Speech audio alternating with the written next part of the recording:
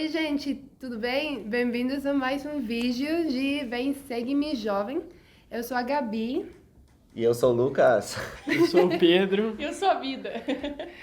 Muito obrigada por estar aqui em mais um vídeo. E a gente está muito empolgada por hoje porque a gente está na segunda semana de fevereiro. E a gente vai falar de Gênesis do 12 aos 17 e Abraão de 1 e 2. E, gente, já faz umas semanas que a gente tá nesse cenário diferente, né? Só pra se alguém perguntar aí nos comentários, a gente tá na faculdade aqui, inclusive. E se alguém perguntar do Alex? O que aconteceu com o Alex? Gente, o Alex, ele tá viajando, enfim. Pegou Covid, coitado. Coitado. As Se coisas cuida, se aconteceram. cuida. Se Todos cuida. nós estamos aqui protegidos, viu, gente? A gente já faz os nossos testes, enfim. Stop it. Get some help. Enfim, só pra segurar vocês aí. Responsáveis. Sim, somos Exatamente. E olha, o certo era eu não participar. O certo era eu não participar. Eu não tenho oportunidade de comentar um assunto como esse, todo mundo fala, e eu não posso comentar nada. Deixar os três, como vocês viram as 2 semanas passadas, os três fizeram muito bem. Mas Abraão, não, eu quero falar sobre É mais Abraão. Ele Pode falou, que agora eu vou. Agora eu vou. E pelo menos aqui no começo do vídeo eu quero compartilhar com vocês um pouco da juventude de Abraão. Porque eu acho que ensina muito pra nós. Eu abri no banco e não... O aplicativo é tudo azul, meus aplicativos. Aí Ai, fica gente, difícil. não dá. Ok. Abraão 1. Abraão 1. O livro de Abraão inteiro é uma tradução que o profeta Joseph Smith fez de papiros antigos. Que ele obteve com um rapaz que estava fazendo uma exposição lá com múmias e tal. E ele obteve e ele traduziu pelo dom e poder de Deus. E é maravilhoso a gente ter isso. Porque fala um pouco... A gente lembra de Abraão sacrificando o filho dele, Isaac. Mas antes disso acontecer... Ele cresceu num lar, que os pais eram membros da igreja, mas se afastaram, entraram em apostasia. E o pai dele entrou em tal apostasia que ofereceu ele a um sacerdote Nico, né, do deus do Egito lá, e queria oferecer ele, fazer sacrifício de pessoas. Isso não era certo, Deus tinha ensinado que tinha que ser sacrifício de animais à semelhança do Filho de Deus, né? Mas ele queria fazer sacrifício de pessoas. E eu queria ler o versículo 2, porque eu acho que mostra bem quem que Abraão era, os desejos que ele tinha. Quais são os seus desejos mais profundos? Vida, Pedro, Gabi... Ai, Senhor. Uma pergunta profunda essa. né, gente? Antes de vocês responderem, dá uma olhada em... Tem até que me ajeitar na cadeira aqui pra Na responder. verdade, quando eu estava lendo Vem Segue-me, eu lembrei, na minha missão, eu tinha uma companheira, ela era do Nordeste. E eu sempre que eu orava com ela, ela sempre falava, Senhor, que possas cumprir os desejos justos do nosso coração, né? E pra mim isso ficou bem na minha cabeça, tipo, porque eu ficava pensando, quais são os meus desejos? Se ele cumprisse os meus desejos, quais seriam esses desejos? E eles eram justos, né? Porque às vezes a gente não deseja coisas Nunca tão... cumpriu nada. Eu precisava ter falado isso. Bom, mas enfim, vamos ler aqui o que Abraão disse. Mas muito legal isso. Nós temos que orar para que o Senhor nos inspire a pedir o que Ele deseja, né? Porque a oração não é para mudar a vontade de Deus, mas para cumprir a vontade de Deus. Pra Muito bom. alinhar nosso Sim, desejo com o alinhar. desejo do Senhor, né? É a Exato. gente que tem que se alinhar a ele. Exato. Né? É, perfeito. E olha o que diz ali no 2. Pode ler para nós o versículo 2? Posso? Sim, sem problema. Abraão 1, 2. E achando que havia maior felicidade e paz e descanso para mim, busquei as bênçãos dos pais e o direito ao qual eu deveria ser ordenado para ministrá-las. Só um pouquinho, vou te interrompendo. Isso que ele está falando é porque o sacerdócio passava de pai para filho. E como o pai dele tinha entrado em apostasia, ele não ia receber o sacerdócio. Ele não ia receber as bênçãos dos pais, que são as bênçãos do Evangelho de Jesus Cristo. Certo. E o direito ao qual eu deveria ser ordenado para ministrá-las. Tendo eu mesmo sido seguidor da retidão, desejando também ser possuidor de grande conhecimento e ser maior seguidor da retidão, Então ele já era seguidor da retidão, mas ele queria ser maior seguidor da retidão ainda. e possuir maior conhecimento, e ser pai de muitas nações, um príncipe da paz, e desejando receber instruções e guardar os mandamentos de Deus, tornei-me um herdeiro legítimo, um sumo sacerdote, portanto, o direito que pertencia aos pais. Muito bom. Então, o desejo dele levou ele a receber o que ele queria. E uma parte aqui que me chama a atenção é que ele queria ser pai de muitas nações, queria ter muitos filhos, né? E isso não aconteceu para ele tão rápido, talvez, quanto ele imaginava. Demorou um pouquinho. Demorou muito tempo. Ele tinha 100 anos ele teve 100 anos de idade quando sua esposa Sara deu à luz, né? Ao filho Isaac. E às vezes os nossos desejos não acontecem na hora que a gente quer. Uma coisa é a gente saber se o nosso desejo está alinhado com Deus. Aí a gente descobre, pô, casar é bom, fazer uma faculdade é bom, ter filhos é bom. A gente começa a ver que a gente tem desejos justos. Mas por que será que eles não acontecem na hora? Quando você faz uma oração e pede uma coisa e não acontece, como que é pra você? Eu acho que às vezes é frustrante, né? Porque a gente fala, é um desejo justo. Eu acho que, tipo, se você desejar se casar, se você desejar ter filhos, é uma coisa justa. Você quer seguir o Pai Celestial, mas a gente tem que entender que o tempo do Senhor não é o mesmo que o nosso. Mesmo que isso dói, né? Dói muitas vezes. Mas ao longo da minha vida, não muito longo, mas eu tenho aprendido que as coisas acontecem no momento certo, quando eu precisava. Quando eu menos pensava que eu precisava, e tinha que acontecer nesse momento porque alguma coisa eu tinha que aprender. Poderia ser paciência, que todo mundo odeia. Eu odeio aprender paciência, gente. Nunca peça por paciência. Mas, é verdade, nunca peça.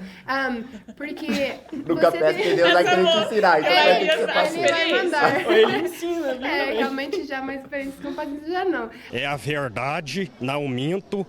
E com fé no Pai Eterno, sempre aqui estou, vou estar. Tô aí firme para o meu berrante tocar. Mas realmente quando você já vê desde um ponto da sua vida que já aconteceu, você fica, eu precisava nesse momento, mesmo que eu não pensava, né? Tem aquele ditado, né? O senhor escreve torto, não, melhor. Tem aquele ditado, né? O senhor escreve torto, não, melhor. Tem aquele ditado, né? O senhor escreve torto, não, melhor. O senhor escreve certo, punir as tortas. Esse é o ditado. Mas, gente, nada menos, nada mais que o senhor sempre escreve certo. Só que nós temos uma perspectiva torta, às vezes, né? A gente quer as coisas do nosso jeitinho, mas nem sempre é assim. E como que eu fico? Gente, eu fico realmente assim... Às vezes eu fico assim, caraca, Senhor, eu tô fazendo tudo que eu posso. E eu fico desolada, às vezes eu falo assim, Senhor, me ajuda a ter, tipo assim, a perspectiva eterna das coisas. E é isso que eu acho que eu mais penso nas minhas orações, assim, Senhor, me ajuda a ter a perspectiva eterna, entender que o Senhor é o que está com controle, né, dessas experiências que eu tô tendo e tem um motivo pela qual eu estou passando por essas experiências. Enfim, eu acho que é importante a gente ter essa positividade aí e pedir de uma maneira que seja assim, não seja a minha vontade, do meu jeito, mas a sua vontade, do jeito que tem que ser feito para mim aprender e ser melhor, né? Eu demorei 2 anos para entrar na faculdade. Imagina Abraão, que demorou 100 anos para ter um filho. Nossa, Abraão deve E depois sacrifica o filho. Eu tava achando ruim. Pensa no Abraão toda vez que você achar que alguma coisa tá tardando na sua vida. Pensa no Abraão. Não é à toa que ele é chamado pai da fé. Porque a fé, meus irmãos, está associada à vontade de Deus e à paciência, como vocês falaram. É muito fácil ter fé quando tudo tá dando certo, né? É muito fácil, mas quando as coisas são difíceis, quando as bênçãos que você espera parecem que não vão se cumprir, é que o verdadeiro teste começa. E é interessante que para entrar no reino celestial, o Senhor falou lá em Doutrina e Convênios para os santos, vocês têm que ser testados como Abraão. E isso não significa que você vai ter que sacrificar seu filho, que você vai ter que esperar muito tempo para casar, ou nada disso. Significa que você vai passar por um teste, cada um tem um teste diferente, mas que vai ser um teste celestial, vai ser um teste difícil, vai ser um teste que vai exigir você submeter sua vontade à vontade de Deus. O Senhor acredita na nossa capacidade, né? O Senhor acredita que a gente pode fazer coisas difíceis. São essas coisas difíceis que a gente faz na nossa vida que vão nos ajudar a crescer mais, né? Então a gente tem que estar disposto a fazer essas coisas que estão difíceis. A gente não pode desistir no meio do caminho. Tem uma parte, até aqui no Vem Segue-me, que é uma frase do... Não sei, não disse, mas na Leona. Né? Sim. E disse que, por mais importante que seja a perda de todo o desejo de pecar, a vida eterna exige mais que isso. Para alcançar nosso destino eterno, temos que desejar e trabalhar para adquirir as qualidades exigidas a fim de tornar-nos seres eternos. E, da Linnea Chokes. Muito bom, obrigada. Então, eu acho bem interessante, tipo, as qualidades exigidas para nós sermos seres eternos. Tipo, a gente não está procurando coisas que sejam temporárias, a gente está procurando coisas que a gente possa levar quando a gente esteja com o nosso Pai Celestial, né? Então, será que a nossa maneira de viver, né, está nos levando para ter aquelas qualidades de seres eternos, né? Sim, se lembrar que não é fácil. E não temos que pensar que, mas bem que poderia vir um pouco mais fácil, né, gente? Vamos facilitar. Seria porque melhor, não é fácil. Tem um discurso do Elder Holland que ele tava falando mais direcionado a missionários, né? Mas que ele fala, quando você estiver passando por dificuldade, pensando em desistir, muito frustrado, pensa que você está sentindo uma fração do sofrimento que o Senhor sofreu por todos nós.